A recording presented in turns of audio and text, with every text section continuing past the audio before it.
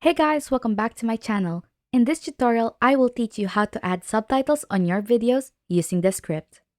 To start, you'll need to open Descript on your computer.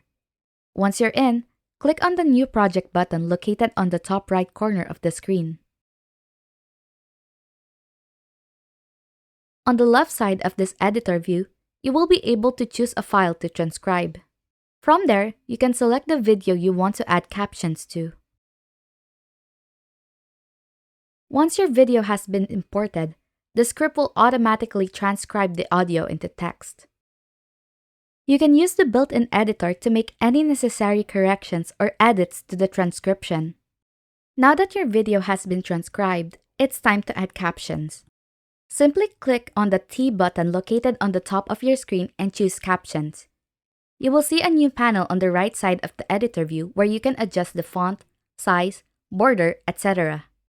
What I will do is click on the settings icon beside the captions and enable active word and future words.